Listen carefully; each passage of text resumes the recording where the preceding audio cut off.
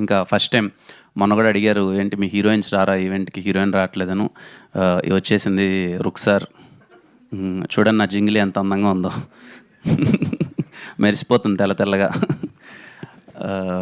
I'm so happy. అందరూ పేరు అంతా చాలా బాగుంది అని అంటున్నారు ఇప్పటివరకు చూసిన వాళ్ళు అయితే. సినిమాలో కూడా చాలా మంచి మూమెంట్స్ ఉంటాయి. లవ్ ట్రాక్ చాలా బాగా వర్కౌట్ అయింది. భాస్కర్ పట్ల గారి గురించి ఎన్నిసార్లు మాట్లాడినా నాకు చాలా ఇష్టమైన వ్యక్తి.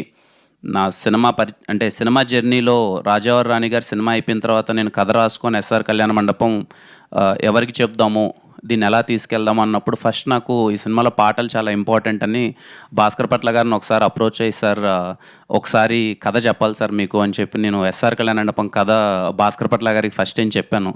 ఆ రోజు నుంచి మొదలైన నా జర్నీ నిజంగా తమ్ముడు కంటే ఎక్కువగా చూసుకుంటున్నారు.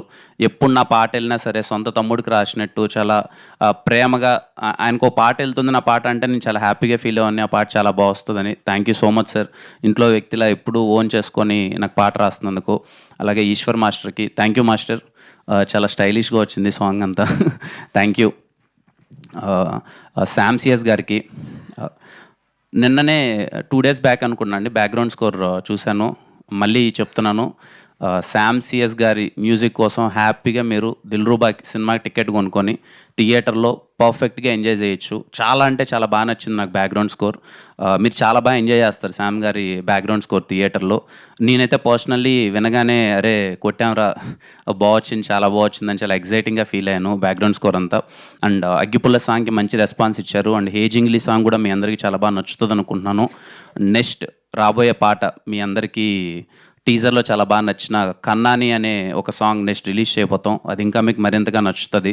సో వచ్చే పాటలు కానీ కంటెంట్ కానీ మీ అందరికీ నచ్చుతుందని కోరుకుంటూ, మీ అందరికీ నచ్చితే కంటెంట్ మొత్తం అంతా నచ్చితే థియేటర్కి వెళ్ళి దిల్రూబా సినిమాని ఆదరిస్తారని కోరుకుంటున్నాం. So it's March 14th, Holi నాడు కలుద్దాం, అందరం కలిసి సెలబ్రేట్ చేసుకుందాం. Thank you.